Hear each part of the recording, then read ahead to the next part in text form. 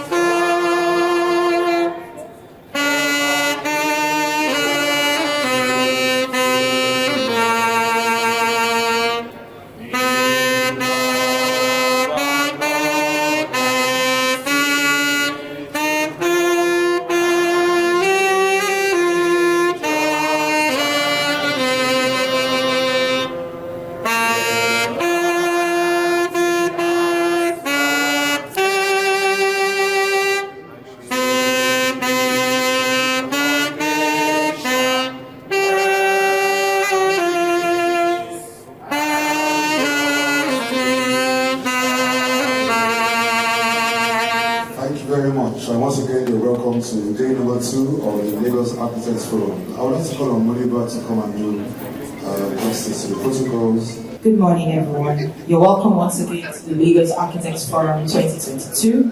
Our president, the Nigerian Institute of Architects, Architect A. Benebo, FNIA, here with us.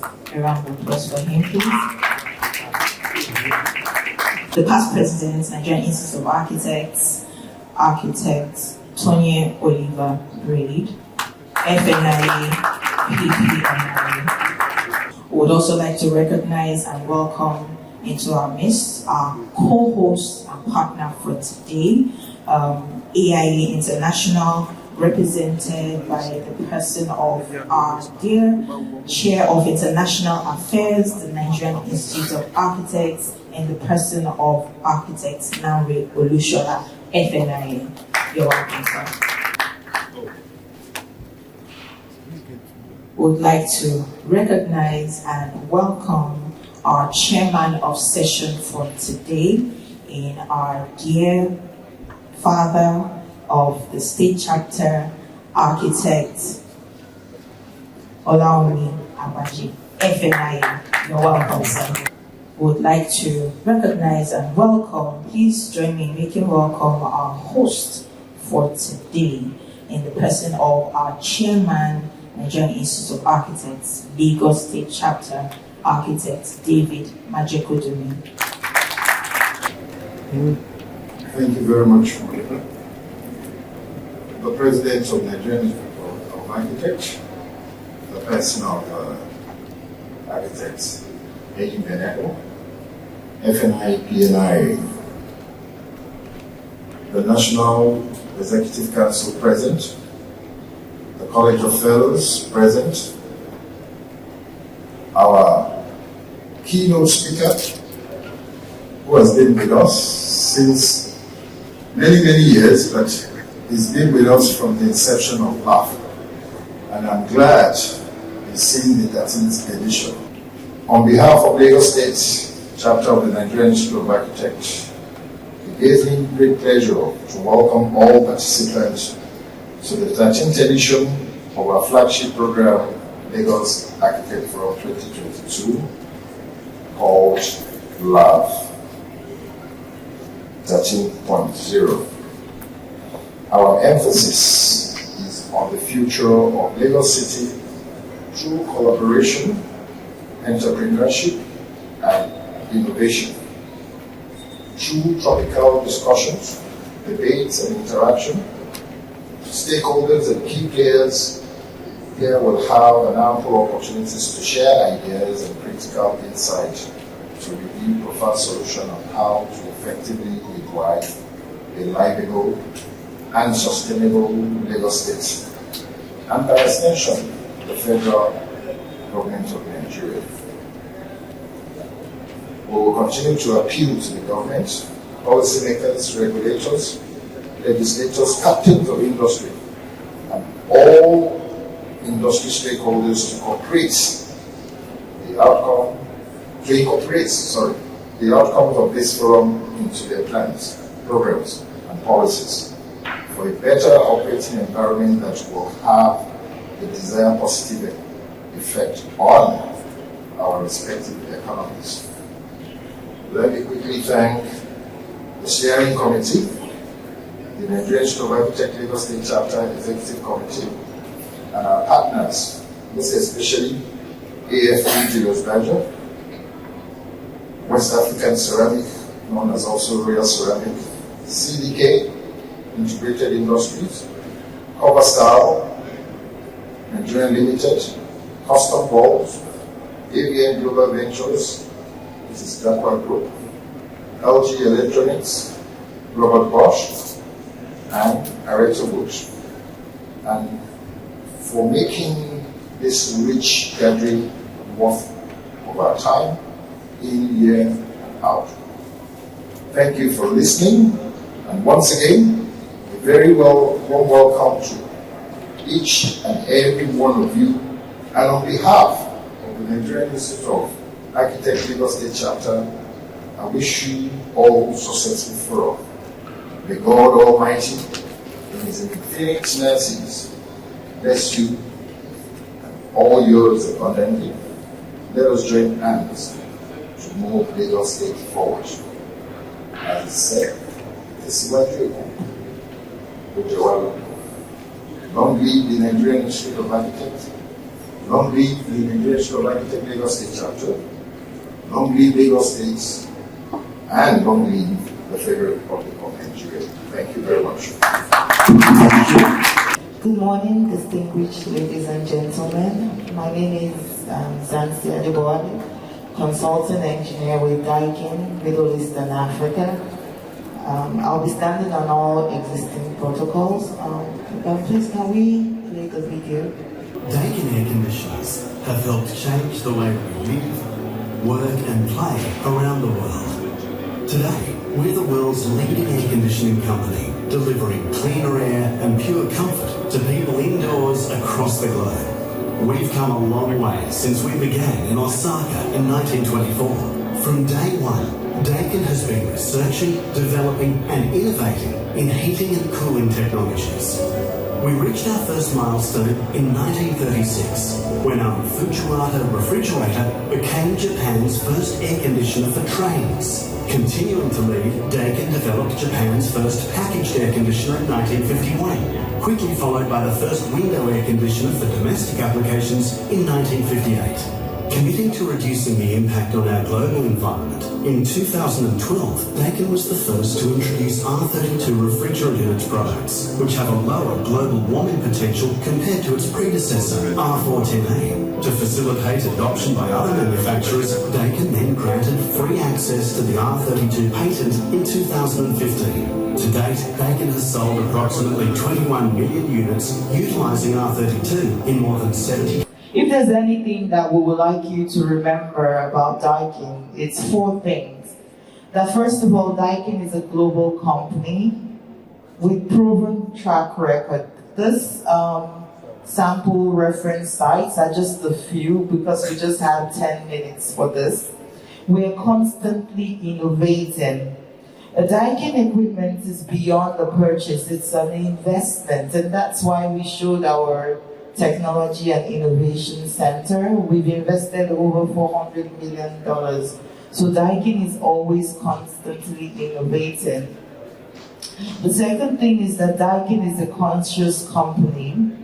We understand the Nigerian market, both locally and even globally, specifically as regards concerns about energy.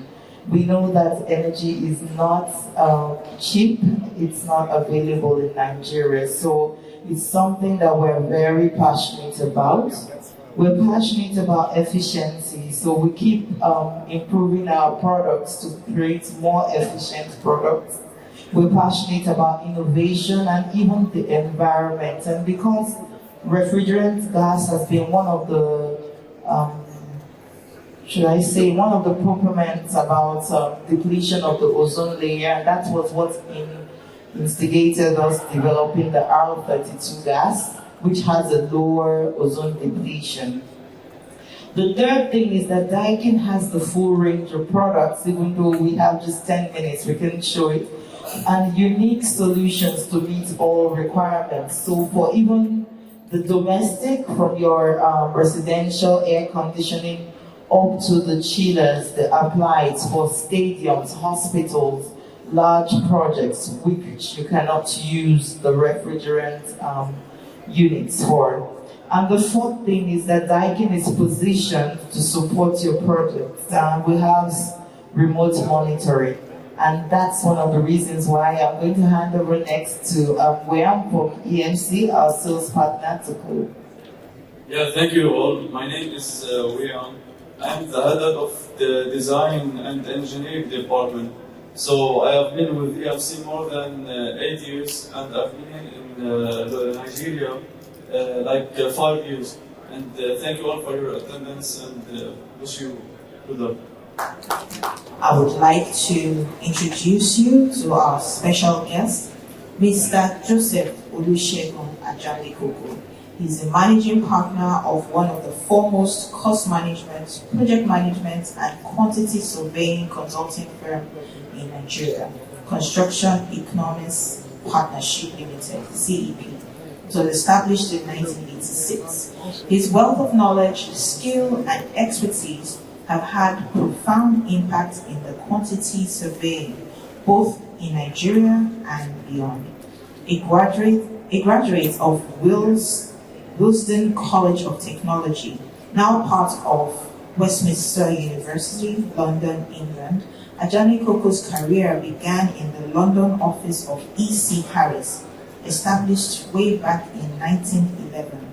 On his return to Nigeria, he worked with Group Q Associates until 1986, when he left as an associate to set up his own practice, which he has diligently nurtured to a frontline quantity surveying, cost management, and project management company. Today, I'm very happy to be here, and it's like being in the familiar territory, a family member of the NIA, so to speak. And I've seen the development of Lagos Chapter over the years, and it has been very impressive. And successive leaders have done very well, and David has done very well. And when you are persistent and you are focused, things will move in the right direction. Why is it important to talk about housing? I said, of all man's earthly basic needs, housing occupies arguably topmost priority after food and clothing. You need to eat, you need to be clothed. Everyone needs a place to live, even destitute. It doesn't matter the nature of the lifestyle. I'm talking about affordable housing because this is where we have not really done our arithmetic well. And I'll go through a whole series of statistics to justify why we must be where we should be in affordable housing. Affordable housing, defined, is the housing units that are affordable by that section of society whose income is below the average household income. The housing that addresses the housing needs of the lower or middle income household. The key factor for affordable housing is that they must be able to allocate 1/3 of their income to either renting or ownership. 1/3.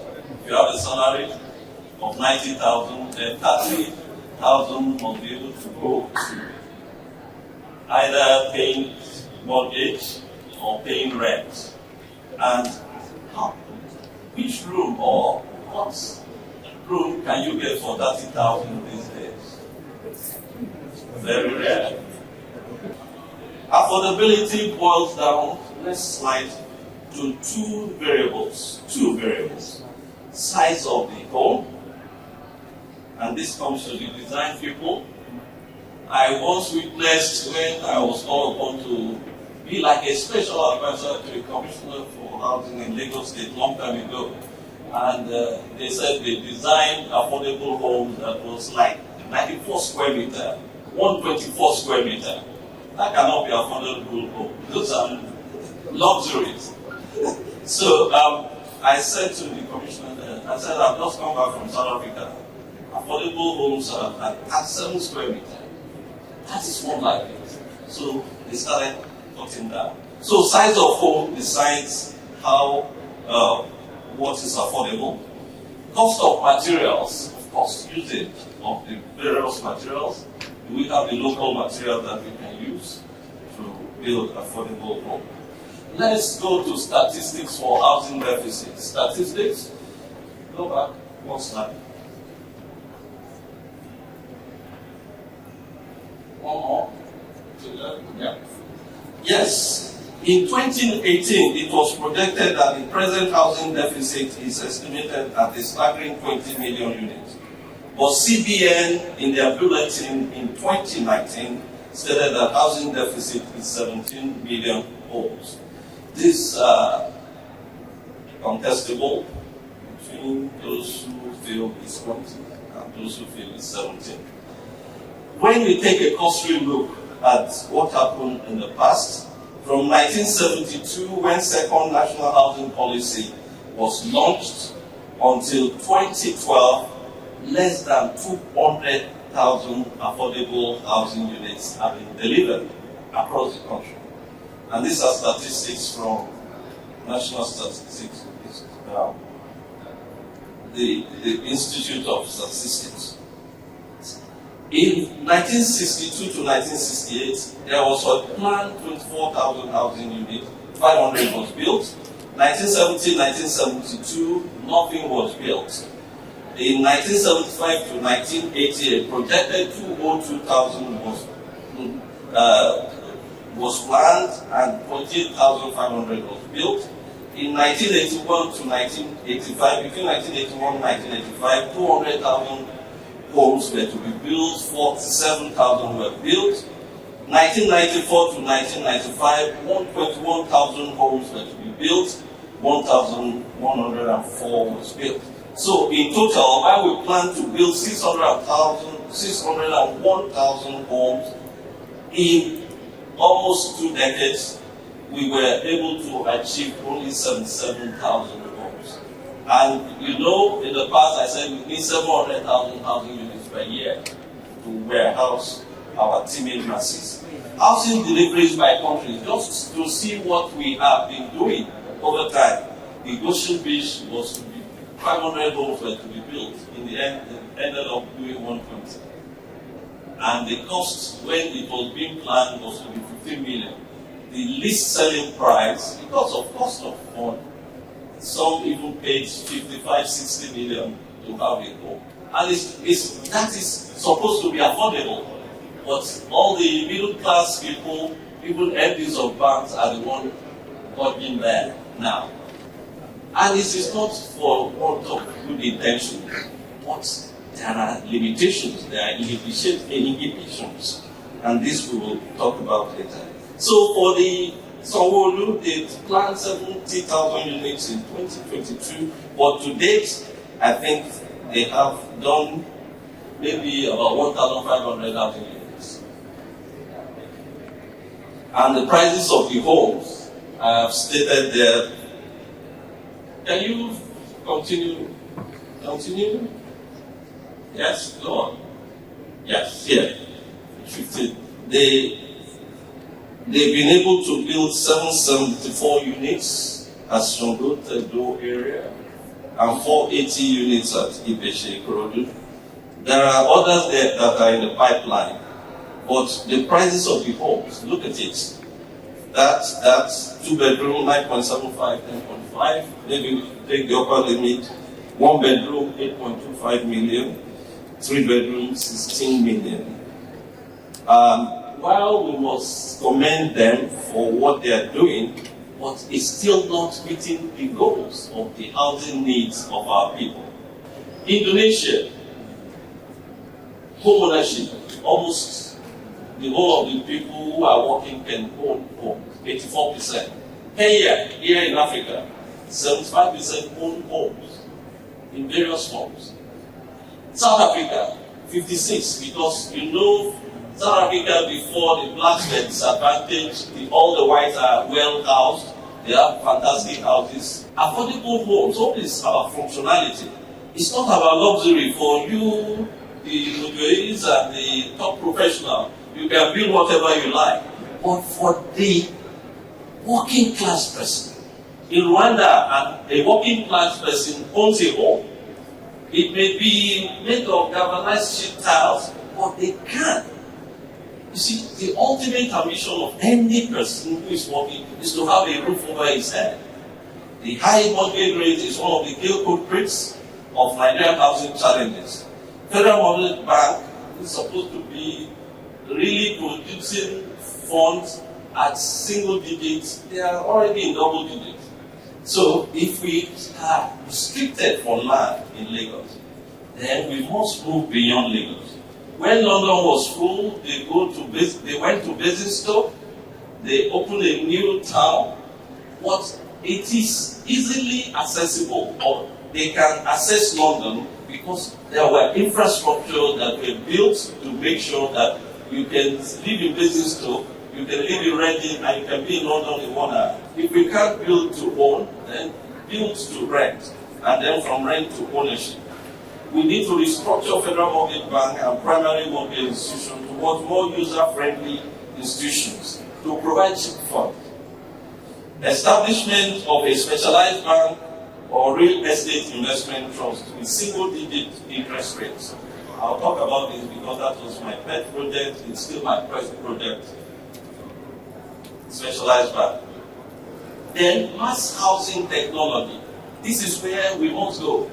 It's no longer the old ways of designing architecturally with flares and so much personal embellishment.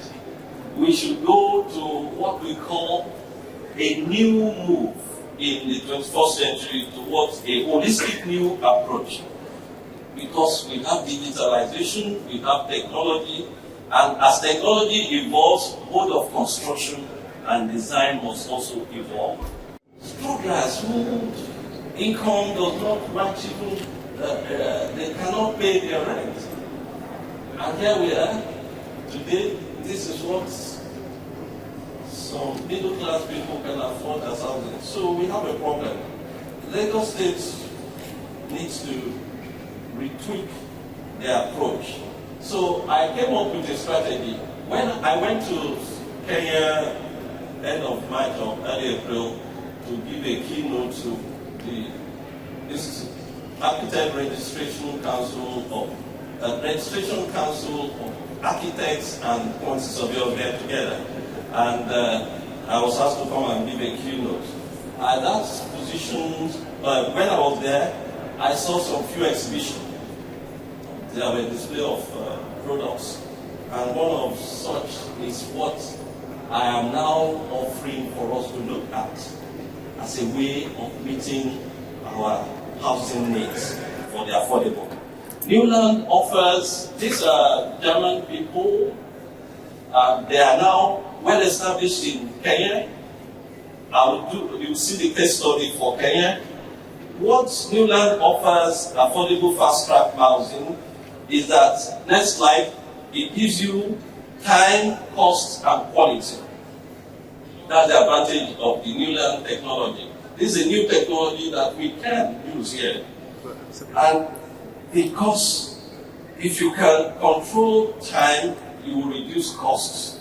If you introduce technology into your design, you optimize the use of the design, they call it algorithm now. The algorithm must change.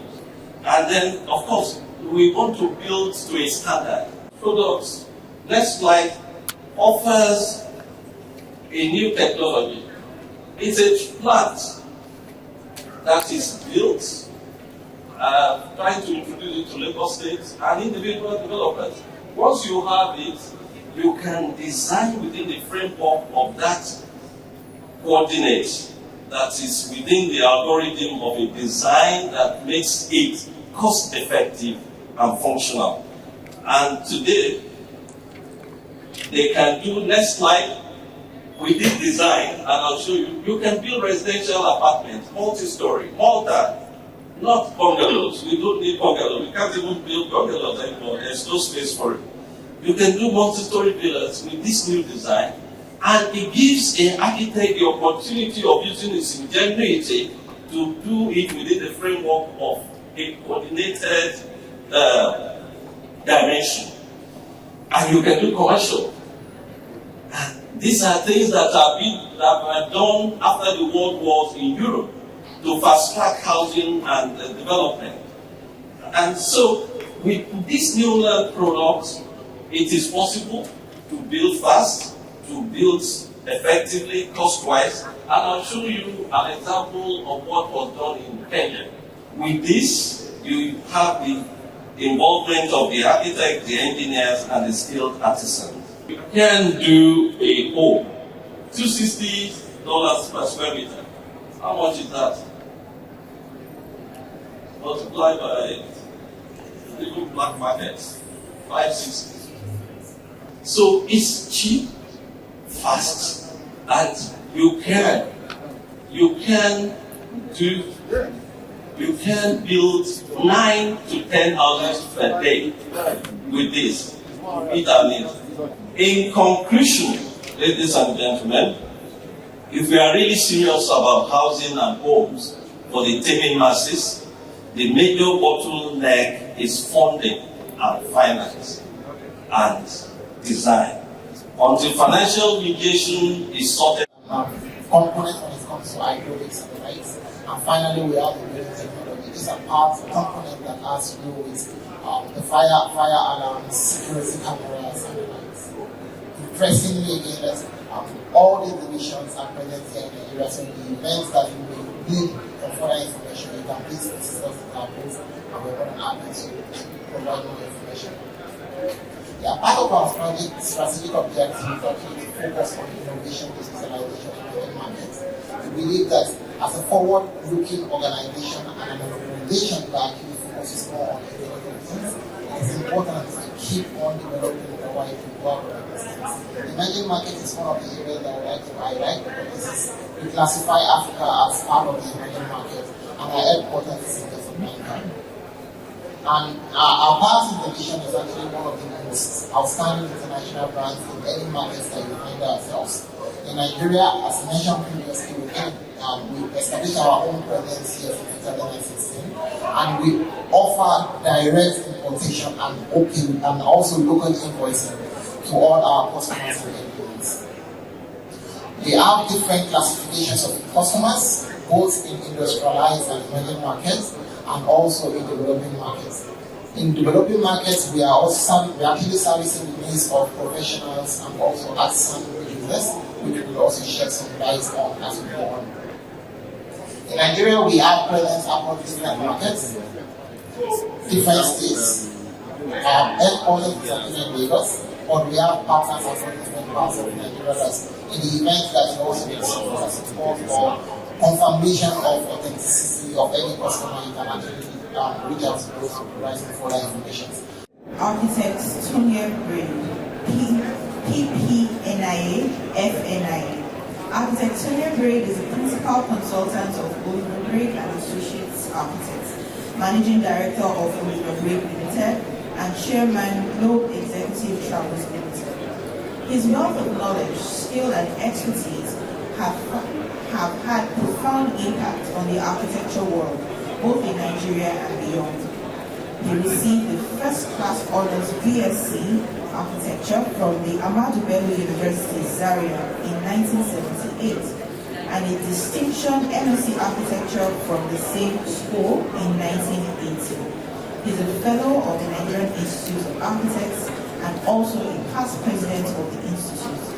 His service to the Institute over the years has left a remarkable impact on the field of architecture in Nigeria. Please join me to welcome Architect Tonya Brain.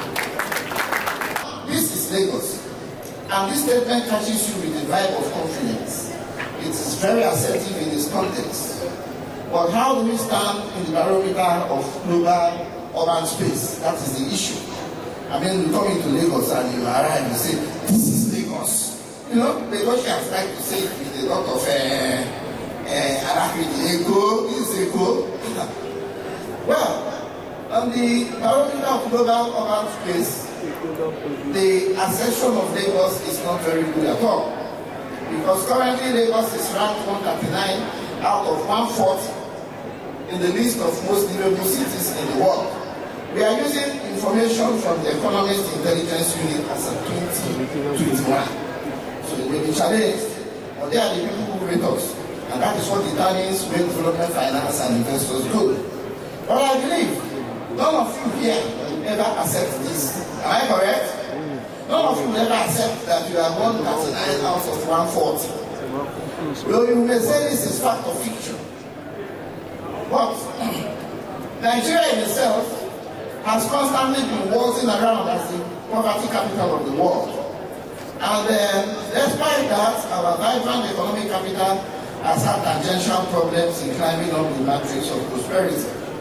But I say, like I said, that challenges deserve champions. We can challenge this statement of fact. Can we? All of us can say, yes, we can. When we play the game we are going to play this afternoon. The parameters used to assess the quality of life may have domains skewed out of context with the Nigerian African society. The world may be a global village, but each segment has its cultural and linguistic identity. Because when we want to evaluate the Nigerian, we are not looking at him in the Nigerian context. We look at him in a global context. It's even when we talk of government, when we talk of democracy. I heard our good keynote speaker talking about banking, talking about the problems of banking. But let me ask a question. Does Osusu fail? If you go to the marketplace, you see they do their daily collection. How come that we now to have AMCON, or is it AMCON, that you have banks failing, you have everything failing, but in our own society, in our own context, never fails. So, we can say that if we pitch Lagos at 139 over 140, to me, it is like comparing Antarctica with the equator. Antarctica is Antarctica, and the equator is the equator. So Lagos is Lagos. So let us see how we can make this our Lagos great. Today we want to find out what is this Lagos that everybody is so keen and so proud, and what gives everybody that vibe. Even other Nigerians, those of us who live up country, you know, those who look at Lagos, Lagos. When these boys come on vacation and December, those days, say Lagos boys have come, and Lagos girls. But you say that all cities in the world have different rates of crime, because as this class keeps on expanding, crime becomes a problem. But in Lagos and in Nigeria, we have another problem that crime gets very little punishment. Because there's crime in New York, there's crime in China, there's a kind of crime you commit in China and you face execution. There is no solution to it.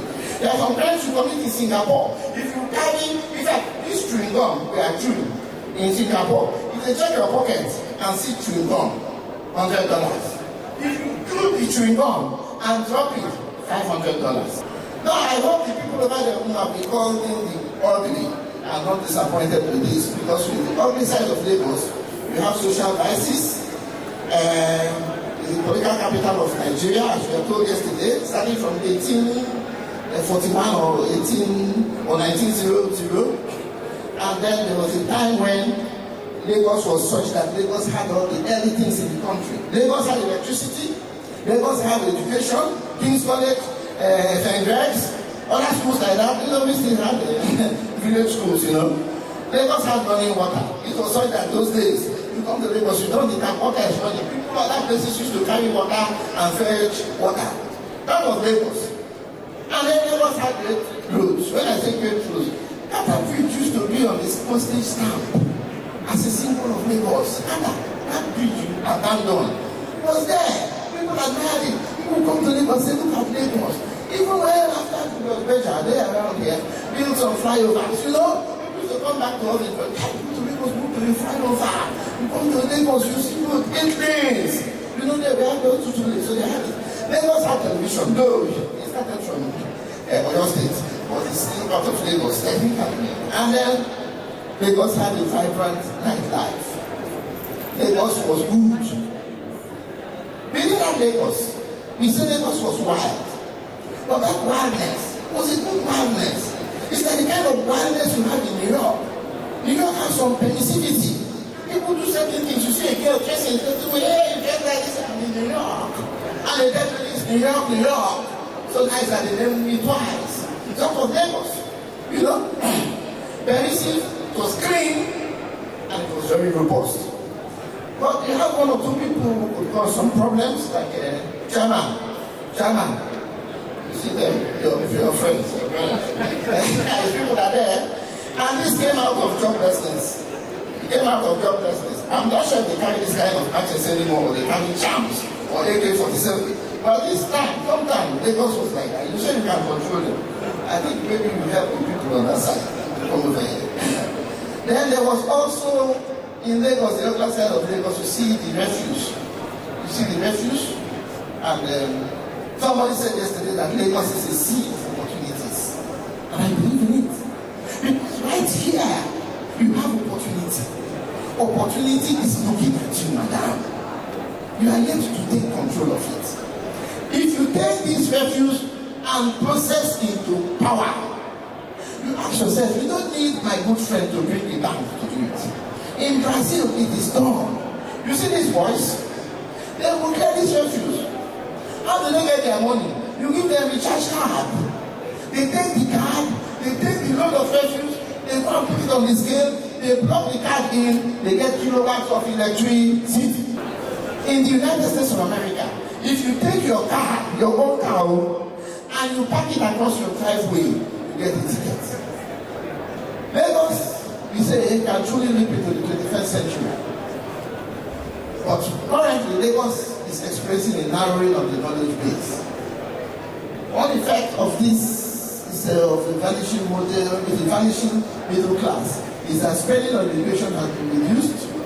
High-end private schools are prospering, and for the upper echelon ones, there are 1 or 2 other schools that also emerge. The end result is a gradual narrowing of the knowledge base, which is not a good indicator at the time when the world is transforming into a knowledge-based economy. This gradual shift will seep into teacher quality and excellence. So, Lagos has to evolve into a knowledge-based economy. And the city can transform its global competitiveness and solve a catalog of development problems. Always strength in numbers. And with that, if we can harness those numbers, Lagos will truly leap into the 21st century. It looks like a dream, but the man you see down here is the portrait of Mansa Musa. Most of you who studied, of us who studied history, we know very well about Mansa Musa. Mansa Musa to date remains the wealthiest man on earth of all civilizations. They have transformed the gold, and let me tell you, Mansa Musa was able to affect the economy in Portugal.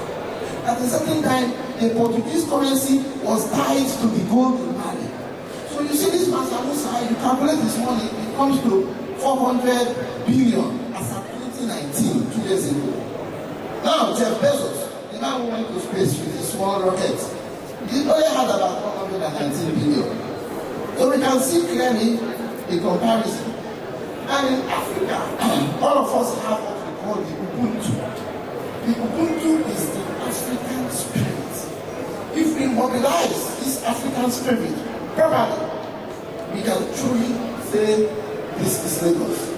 How can we start to remove the bad issues so that truly we can say this is Lagos? And as champions, we shall be able to accomplish challenges. Thank you very much. Very quickly, we would like to honor our keynote speaker for today. We have an award for you, sir. And to present this, we would like to invite our president, the Nigerian Institute of Architects, Architect A. Benebo, PNIA, FNIA.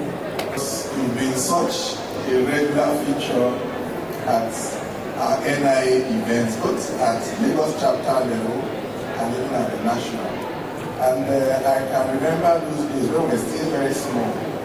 I used to look up to you as this figure that we all aspire to want to be like. His fineness has not changed over the years. He seems to be getting finer with age. But I'm sure if he tells you his real age, some of you would scamper out to safety.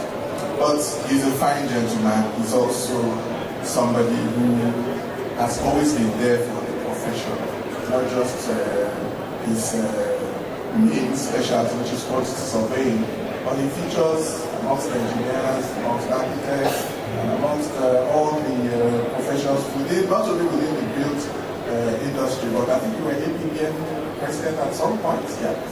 Nigerian Institute of Architects, Lagos State Chapter, in recognition and appreciation of your contributions as keynote speaker at Lagos Architects Forum 2022.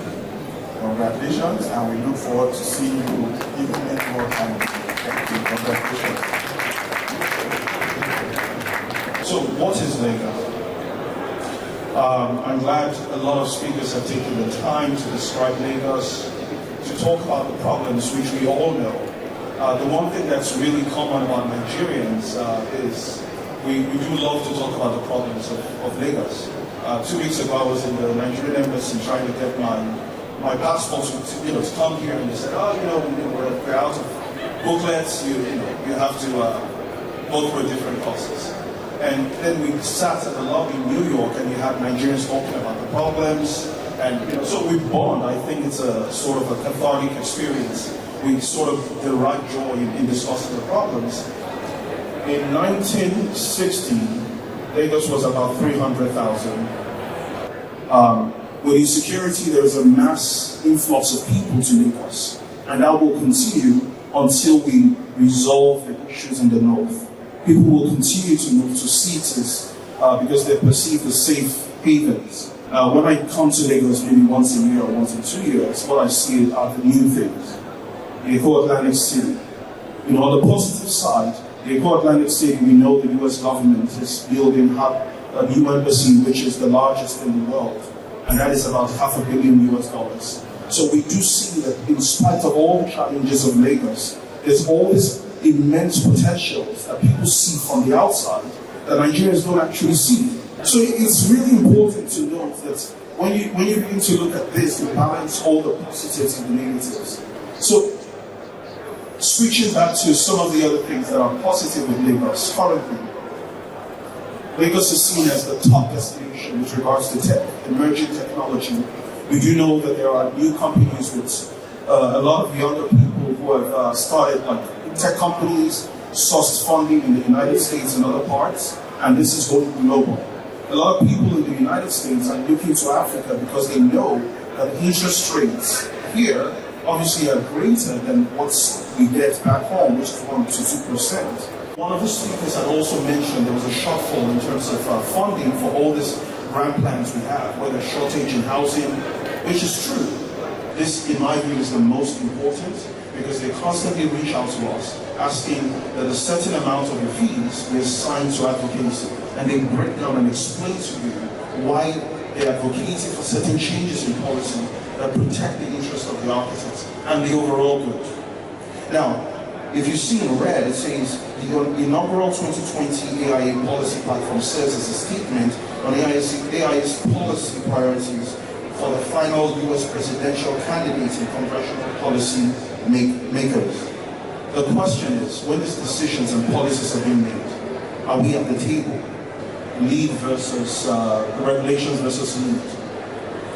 Currently, I think just in addition to the conversation on energy efficiency, is in many cities in the United States, I know LEED has not been fully adopted here, but what we're finding out over the last 10, 20 years is that the energy requirements or the code requirements within cities have now risen to the point where they're actually adopting some of the elements of LEED to the degree where when you need to build in the US or, for example, in New York, some of your requirements meets the a LEED silver rating, just because energy code is now rising up to comply with LEED. So I just wanted to point that out. I think we have a role to play in terms of leading the charge towards sustainability.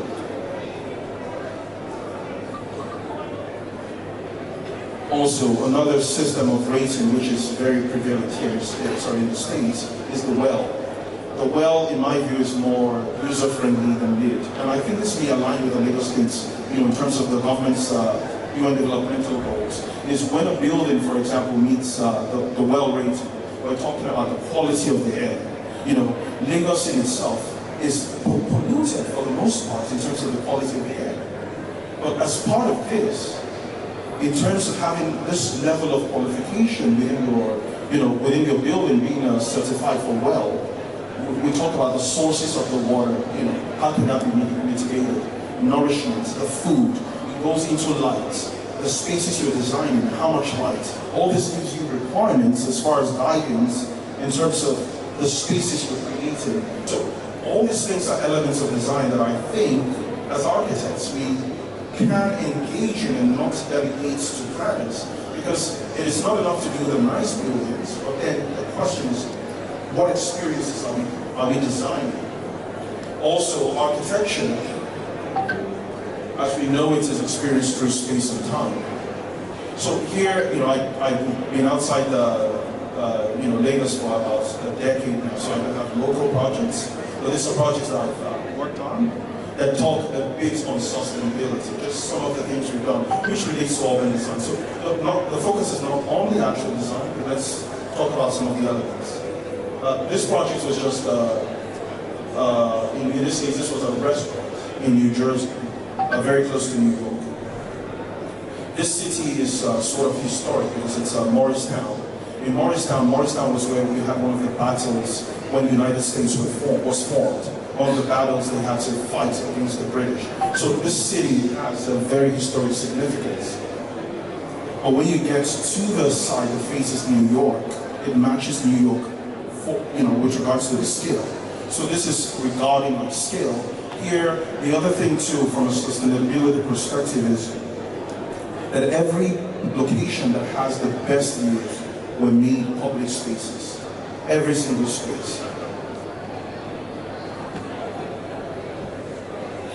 From the interiors to the views to the city. Again, making sure that people could actually get views. It wasn't just making sure that the space was open, framing the views to the city, and also what people experience as they walk through the space. What do you want them to see? Everything within that space is broken into several districts and neighborhoods in the layout. The other part where sort of design or Revit or sustainability comes in was when this was designed, we had to make sure that at the ground level, every space where people were going to be seated, you would not have a shadow.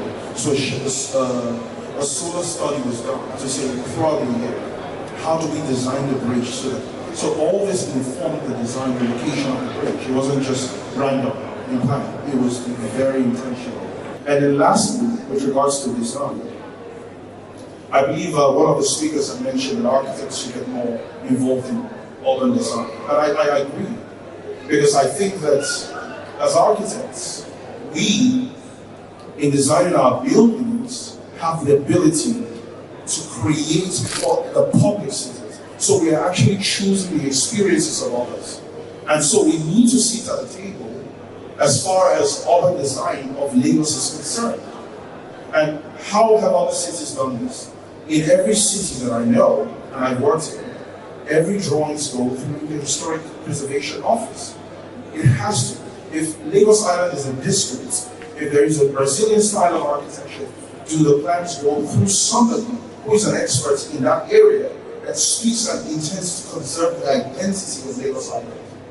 Do the plans, if it's a Kesha, what was the original intention of the Kesha? Is someone reviewing this to see that this drawings, or in terms of the character, that what the look of this new building looks like, will harmonize with all the existing structures?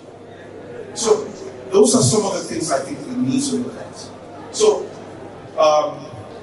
in rounding up, I'll just say Lagos is many things.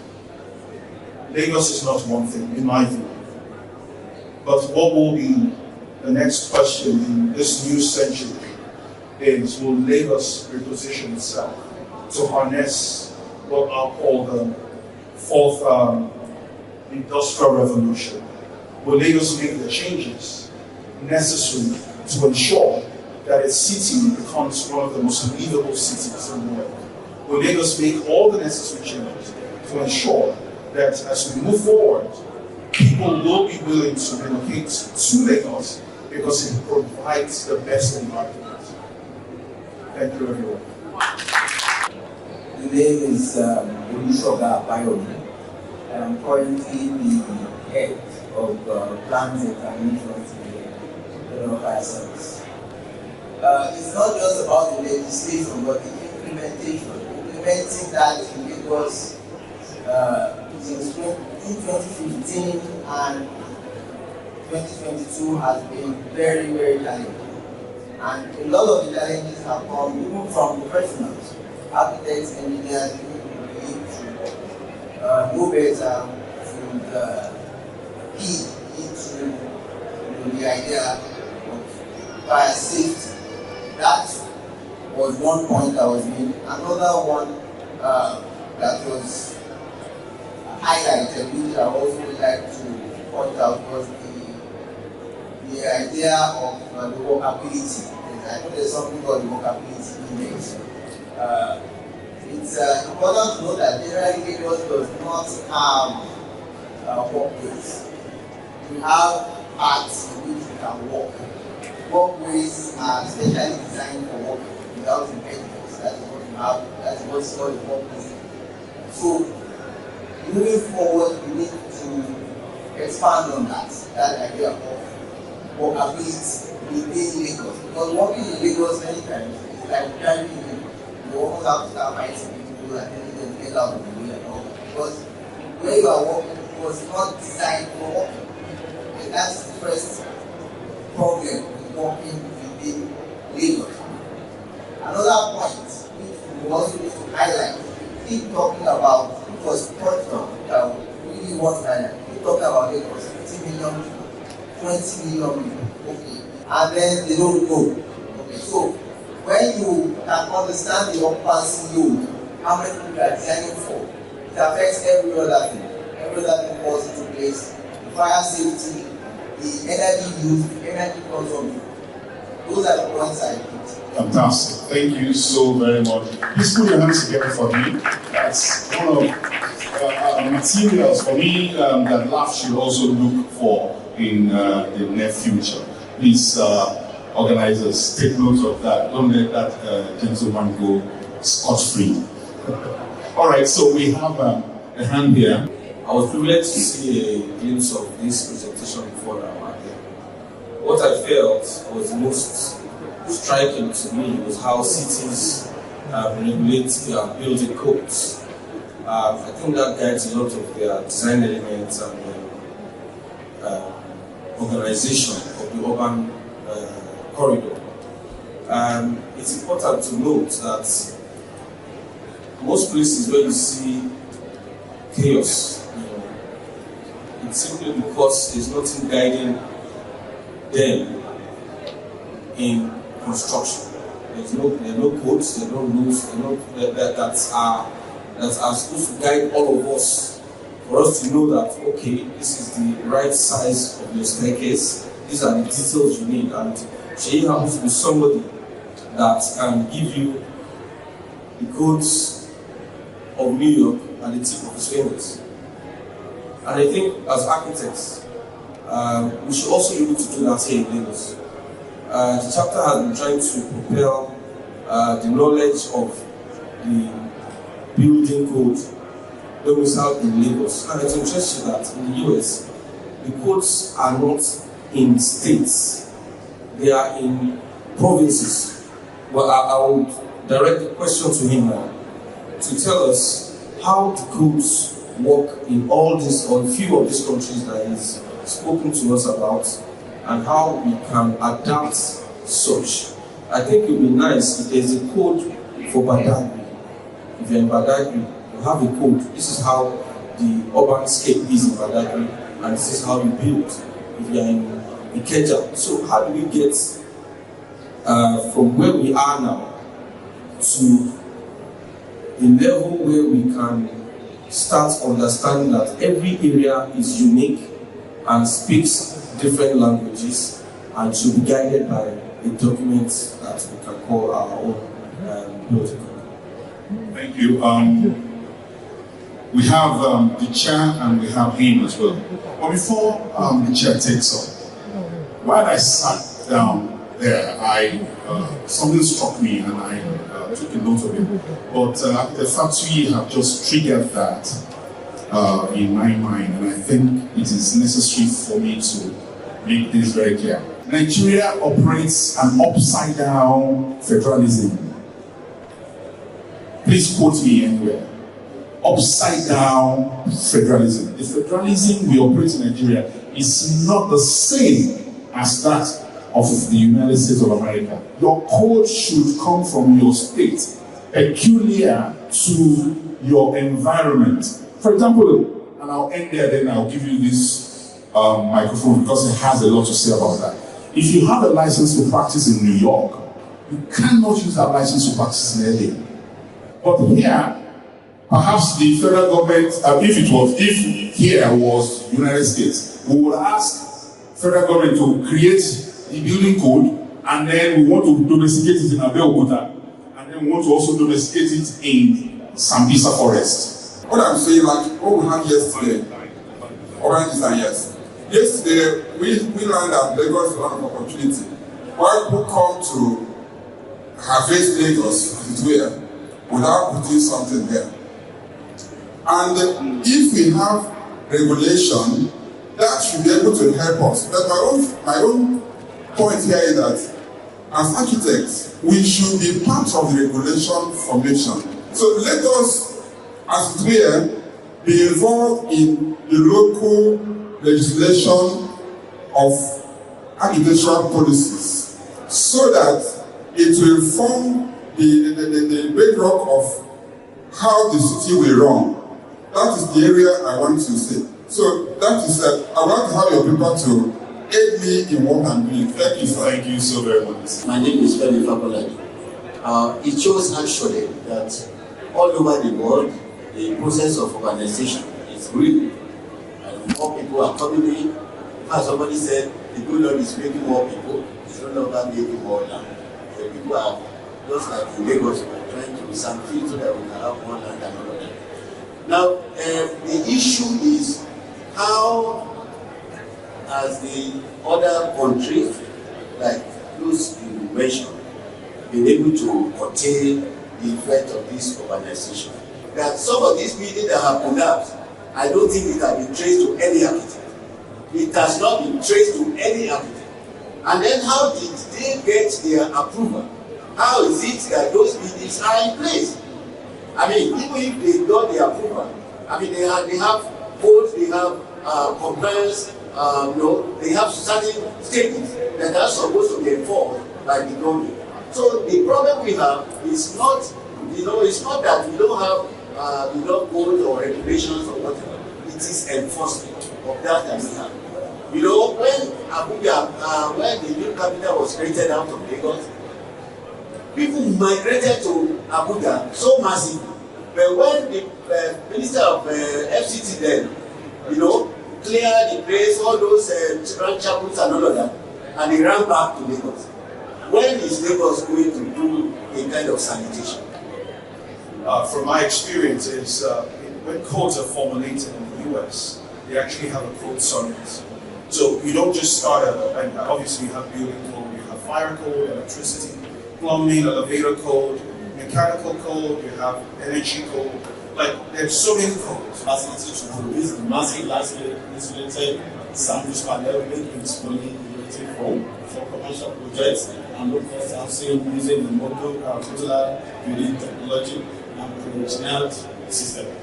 So, the service of various industrial sector by providing top-notch services.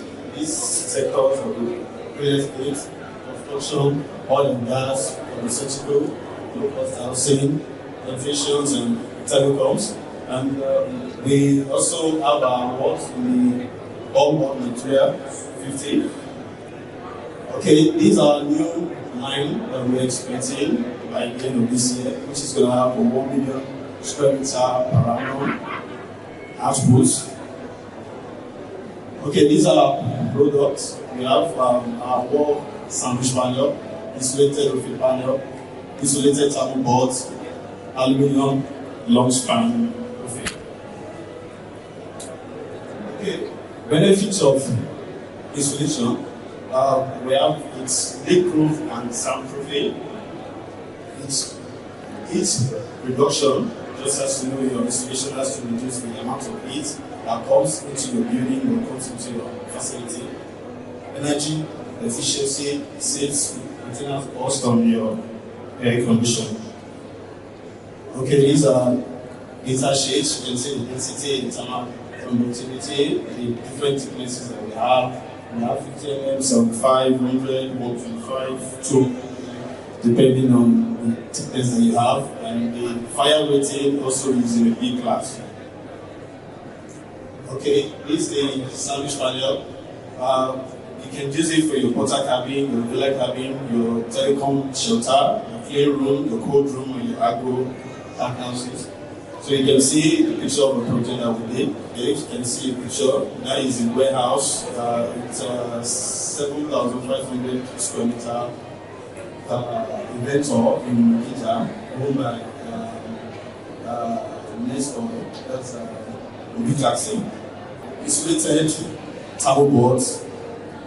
For people that have a container, you can use the insulated thermal board to plug the inside. Apparently, we all know that the container is always hot, so you need to put the insulation between the container and your internal wall.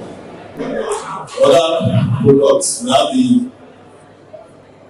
the EcoFort, EcoTinosin, polyurethane based paint, EcoZine, and marine umbrella, EcoBlack, Tina, and Thai Grey. These are the pictures from the TIC products. Thank you very much. My name is Will. I am business development lead for Coursework. I would like to stand on all existing protocols. Without wasting much of your time, I would just like to discuss what Coursework is about. So Coursework luxurious self-adhesive vinyls, and they are used to create beautiful visual effects applicable very quickly on multiple surfaces such as walls, doors, furniture, anything that has a smooth surface, pretty much you can put covers down. We have glitters, we have leather, we have natural stone. For natural stone, we have concrete on the natural stone. There's also solid colors such as this. This is a solid color. We have metallic, we have wood, we have different ranges. Water resistant. It is dust resistant, I beg your pardon. It is noiseless. So while you're changing all of these things, while you're fixing new things, you can be in your office. For instance, if it's in your office, you're changing all of these things, you can continue to work. It's not going to disturb your work, there will be no noise. It's just somebody literally putting on something that looks like a wallpaper, even though it's not a wallpaper. Why Coursework? Aesthetics, certified, technical, and practical. Aesthetics. The design, I told you, if you put Coursework anywhere, it looks exactly like what it is. And not just does it look like that, it also beautifies that space. The texture, as I said, it looks exactly like whatever it is you're putting it on. If it's wood, it will take a lot for you to know that it's not actually wood. And like I said earlier on, it is available in different designs. There's also the certification. It is certified against bacteria, it's fire resistant rating, it is eco-friendly. I mean, nowadays everybody wants things that are eco-friendly. And the beautiful thing about Coursework is it's about that. These are testimonies from people who have used Coursework. We have Coursework is present in several countries. It's present in Luxembourg, it's in South Africa, We are in Asia and Coursework here in Nigeria now for you to patronize us. And during the course of this exhibition, we'll also be doing a demo on how cover style can be installed. This is the brick. I'm sure looking at that, you will not know that it's brick. This is metal. It will take a lot to actually know that it's not cover style when you see it. This is cover style applied on that door.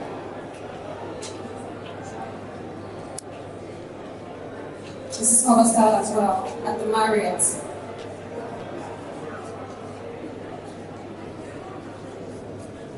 Here are all of the things you can achieve with cover style. And the beautiful thing, I'm sorry I keep saying beautiful, but the beautiful thing about cover style is you can apply it on any surface, including your table, your chairs, anything. Just imagine it. So long as it has a smooth surface, you can apply it there. That's the idea.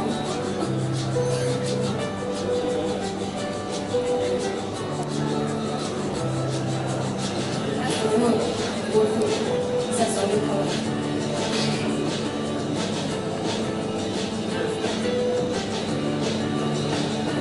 So like I said, wire in place when you can upgrade. It takes literally minutes to install.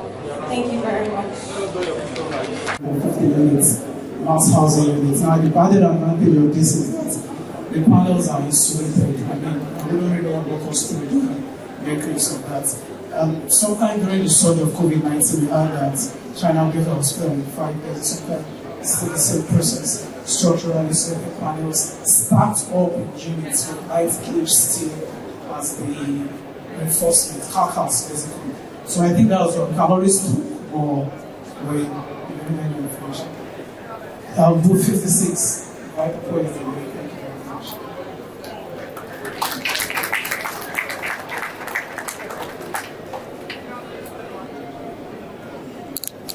My name is Ken Ricketts. I'm the technical sales manager for Coursework. Now I'll be talking about Coursework. Coursework is a world leader in the delivery of chemical solutions for any construction problems that you might be facing in your projects. We also specialize in sealants, waterproofings, concrete repair, grouts and anchors, and concrete admixtures. We're also into industrial floorings and protective coatings. Now, these are just a few of the products and the solutions that we offer. We offer adhesives, admixtures, concrete repairs, joint sealants, grouts and anchors, waterproofing, protective coatings, and industrial floorings. And Coursework is in about 18 countries at the moment, and we as Coursework are one of the 5 companies that have the manufacturing licenses. So for anything and any production, manufacturing and anything, it's been handled here in the country.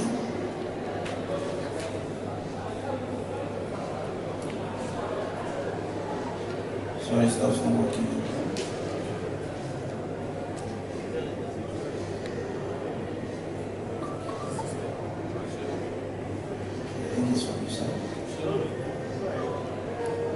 Okay, yeah. Now you might be wondering, why choose Coursework? In the construction industry, well, as architects and project managers and foremans and all, we get to face one problem or the other, either from the inception of the construction or during the construction or post-construction. Now, for Coursework, we have various ranges of product, an extensive one that can cover any technical issue, any problem you're facing in the construction. Now, when it comes to quality, it's a strict standard of quality, no compromise whatsoever, because at the end of the day, the Coursework name is at stake. Now, this is just to mention a few of our Coursework brands, where we have the Render Rock, Convextra, Structuro, Supercast, Teoflex. This is just to mention a few of these brands. Now, we also have accreditations. Our superior product standard is reflected throughout the construction industry, to meet up with the standards of, I was privileged to hear Architect Sheikh talk about the building codes and all those things. which has to do with accreditations, one thing or the other. Now we also have the grounds and the anchors. As you can see in this picture here, it's just for use for the bases, the places where your hands can get to, and you need to fill up all those cavities, where we have the convextra and the lock fix. Then we also have the sealants, sealing all those gaps, the drywalls, concrete floors, and the joints of your construction, just to prevent things from going in and out. Now, lastly, we have the flooring and the coatings. This is what I showed earlier on, the automobile workshop. This is where the nitro floor. We also have the cemtop. We also have, these are basically in the ranges of epoxy and polyurethane. And we also have floor coatings also, that makes it look like the finished work. Problems in your construction projects, please feel free to reach out to us and we'll offer you our technical support and expertise. Thank you very much. God bless all. Today I learned you have one message from William Douglas. Okay, thanks. Thank you. Your first meeting is at 10:30. Please proceed to the elevator. Have a good day. Adieu. Please resume today. Lunch. Good for me. Invite sent. Have you seen the latest report? No. Your coffee will be ready in 5, 4, 3, 2, 1. Thank you. Tip sent. This building uses sensors to make your day more productive. Need a desk? Maybe later. Sure.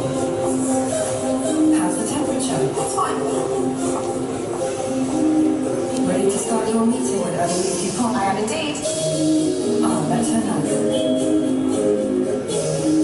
Bonjour Amy, ça va?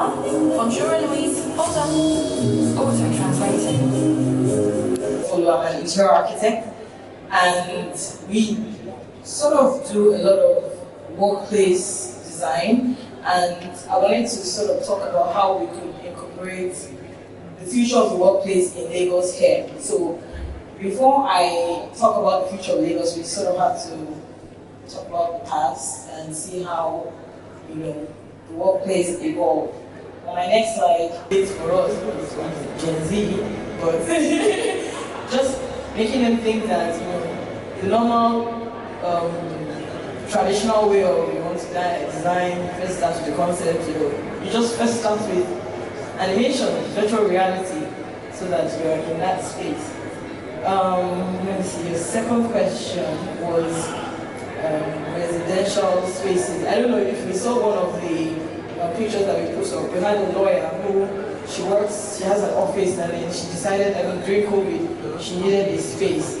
I'm not one that likes workspace in the bedroom, because you also have to think about wellness of, you know, you're working, you know, you're in the bedroom.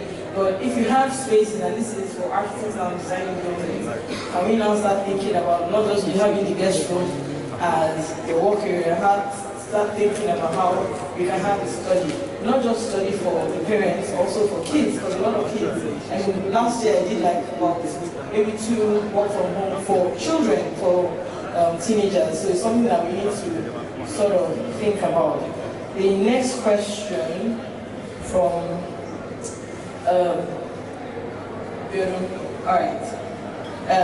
about the students really thinking about it. Let me tell you, they're already there.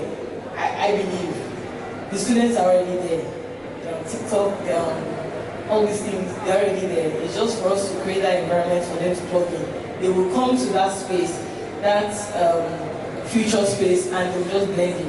Don't we see young children nowadays that before you know it, they already know how to handle.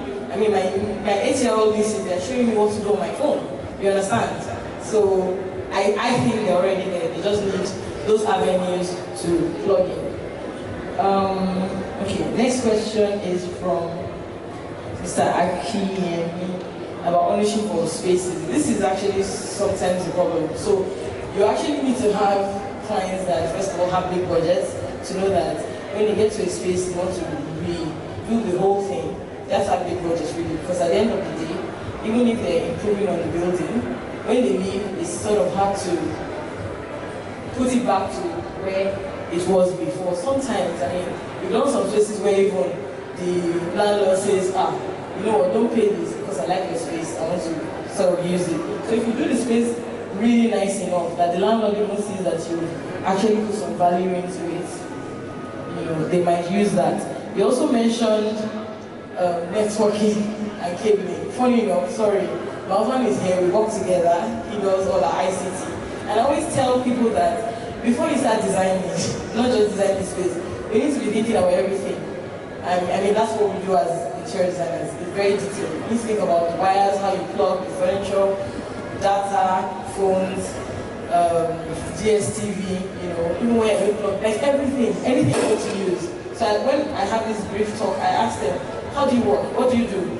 Do you plug in? Do you do wireless? Do you do that? Do you do that? So all our furniture right now comes with double socket USB plugs. All our furniture, any furniture we're going to do, you have to plug into your table. So what can work is that maybe on the floor if you have the headroom, you can do a raised floor so that you just pop up panels and then you can plug in. Most times we like to push furniture to the table because it's easier that way if you don't have a headroom. But you just try and make sure that everywhere, anywhere, even if it's toilet, there's a USB socket plugged in that somebody can use. Just think about how you work and how it has been convenience for you and everybody else that will use this space. And then now things are wireless. Send it to the printer, send it to that. It's just power that is not wireless. Maybe someone needs to think about how I can get wireless. Those plug into the air. Then the last question, architect Ekene. Okay, global. So I will talk about the interior because that's what I know. Sustainability. I'll say honestly, really, maybe when I worked in America, we were very thoughtful about using sustainable material products. But here, we don't have so much products, so we just use what is available. But there are some things that we can sort of try and do and use into how you can minimize power usage. Like for instance, in my house now, our lights and our sockets are constantly on inverter with solar. So we're not using power all the time. You understand? So it's just things like the AC and some heavy equipment that can be on natural power and all of that. So you have some offices now that sort of do that, and you have the lights that go off, and then there are sensors. So I think in that way, maybe we're sort of doing some things in terms of, sorry, I was looking at you, in terms of sustainability, but we can only challenge everybody else in terms of material specification, or even in the design sense, think about it. How are you doing your roofs to make sure that the solar panels, how are you wiring your building to make sure that it's sustainable? So, thank you very much. My name is Justina from West African Ceramic Limited, a proud manufacturers of royal tiles. I'll be talking to you briefly on the categories of tiles, having already created the awareness yesterday about my company, which began in 1995. We started as a single facility producing company where we only manufacture one line of product, that is ceramic tiles. Then we grew to a bigger capacity, then we had to relocate from Suleja down to Kogi State. So basically, I'll be talking to you about various categories of tiles and where they can be applicable. Right now we have the super polish, and we have the soilable salt, we have the digital series, and we have other categories of tiles. So I don't actually take your time. We've over time had issues when most of our customers apply our tiles at the wrong projects, like having the super polish used in the church building, and over the time, and they'll say, that's not so good and all that. So we do not just manufacture tiles, we also give you professional advice in respect to where you can use those tiles. And also, we also guarantee you our longevity in terms of duration, how long the tiles can last and all that. So we do not just render the service of tile manufacturing, we also tell you where you can use them, what the services is needed. Thank you and God bless.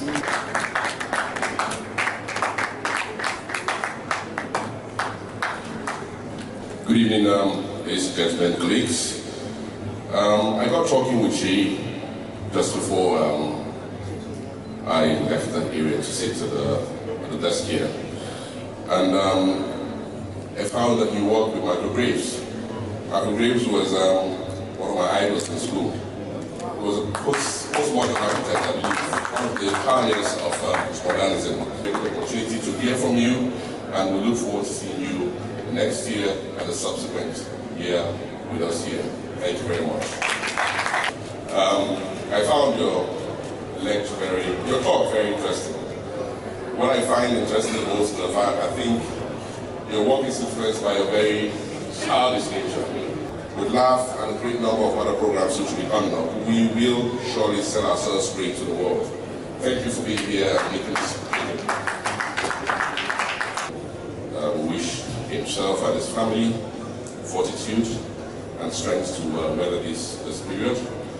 And to the other who will be receiving on his behalf, do send our condolences to me personally and collectively.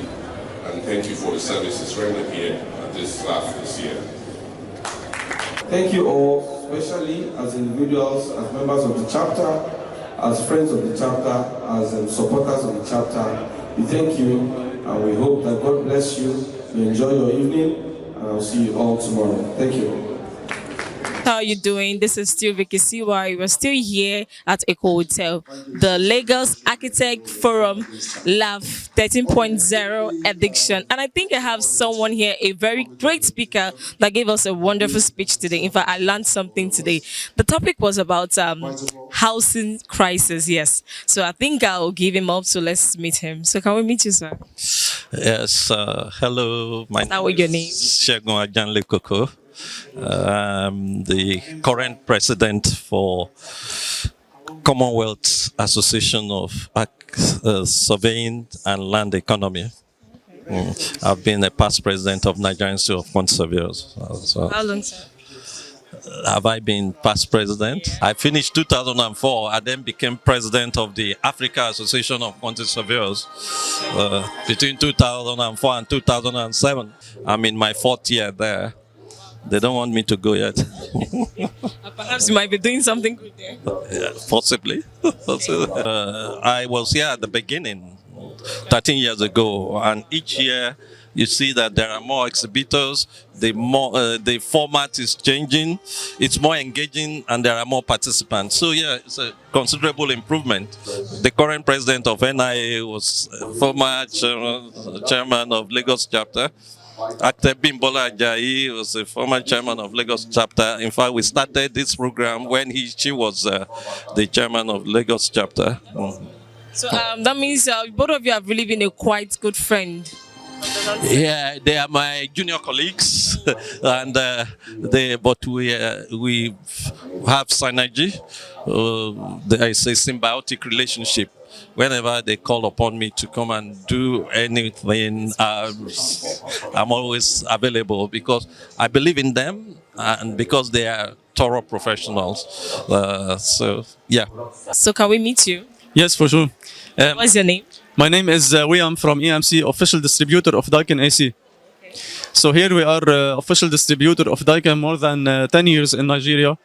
We are based in Lagos in Sanusi Fafuno Street. So we do all product of Daikin from VRV central system to standard AC units, wall-mounted units, to chilled water application. Okay. So what country are you from? I'm from Lebanon. Oh, Lebanon. So I'm based here in Nigeria. So I sometimes work from Nigeria, sometimes from Lebanon. It depends on the work, how much work process, when I'm needed. So basically I work from Lebanon to Lagos. Created in 1982. So till now, Daikin is improving this product, especially for this market, for Nigeria. So and it has extra protection for its outdoor because of, power fluctuation. This type of AC has have additional protection. So you only put one outdoor unit hidden, for example, on the roof, and this one is connected to the indoor unit so that outside will not see this type of unit. So this one is high efficiency also. Okay, guys, you've heard it. So this one also is quite efficient. Anyway, we have a lot of a lot of instruments, though, he has actually mentioned and talked about, which time we're going to see it? I am architect Tony Oliver Braid. Private practice. I used to be president of the institute some years back. I am still very active in so many things. I support the Lagos State chapter in all their events. Yeah, because David Majokudomi is a dynamic guy, and it's a guy whom I want to see him evolve into into a leadership position, both in the state and in the nation. Because 13 is a very special number. It is when a person comes of age. And David, who killed Goliath, was between about that kind of age, 13. 13 is the age when in the Jewish calendar, a man comes of manhood, technically. Talking about the whole speech with all lands for today, do you have any key word you actually picked from the first speaker for today? Yeah, the first speaker was talking about housing and the affordability of housing, which is a very, very big problem because our mindset in the design of housing has been that we do the housing, we don't look at unispatial spaces, we don't look at the size and the quality and the affordability. Yes, please. My name is Shay Aldu, and I'm an architect based in New Jersey, and I work in the greater New York City area. I came here for the laugh. Well, I first met architect David in Philadelphia about 6-7 years ago. I ran into him on the streets, and we had a conversation. And subsequently, I think 4 years ago, I ran into him again in New York. Right, and I think since then we've been able to nurture the relationship, and I was invited to laugh sometime, the last few months, and I did commit to that because I believe we should give back to the institute and contribute to that body of knowledge. So how did you feel being given an award, and award for what? I actually haven't taken the time to look at the award, but it says here in recognition and appreciation of your contributions as a speaker. Well, I mean, I'm elated. Oh, sure. My name is architect Enyi Ben Ebo. I'm the president of the Nigerian Institute of Architects, and I used to be a chairman of the Lagos State chapter of the Nigerian Institute of Architects some maybe 15 years ago, So that's why I made it a point of duty to make sure I'm at LAF 13.0 because it's one of the flagship products of the Lagos State chapter, and we are here to support them. Giving the city of Lagos the interpretation that we all want it to have. The speaker yesterday who spoke about image, I think one of them said, just like Jesus in the Bible asked his disciples, who am I? And they had different impressions. And first he asked them, who do they say I am? Then later I asked them, who do you say I am? So for us, architects living and practicing in Lagos, we also need to ask ourselves what is our own impression of the city of Lagos, in spite of the fact that we are in a depressed economy post-COVID. You would see that this year's LAF has lived to its billing as one of the flagship programs, not only of the Lagos State chapter, but also of NIA as a national body. My name is Chike Chamberlain Ibiano. Are you an Igbo person? Yes, I am. Wait, sir, please hold on. It's really unbelievable because I was thinking you were going to call it Yoruba name because you so much look like one. Well, I hear that often. My name is Chike from Anambra State. I'm the Honorary General Secretary of the Nigerian Institute of Architects. LAF 13.0 is fantastic so far. Started yesterday, and with what I've heard, the reviews I've seen, it's going great. I've been involved in LAF from the first LAF, from the very beginning, and I think LAF has come of age. Coming most especially after the experience of the last 2 years with COVID. It's come back with a bang. You can see the exhibitors are have been itching to come back physically to meet people. Our members are all out in force. You know, it's been great. The spirit it's been great. So I think it's been a successful session this year. So guys, like I said, don't miss out though. It's remaining 2 days, all right? And if you miss out this one, don't miss out the 14.0 edition, guys. So see you guys later. Thank you.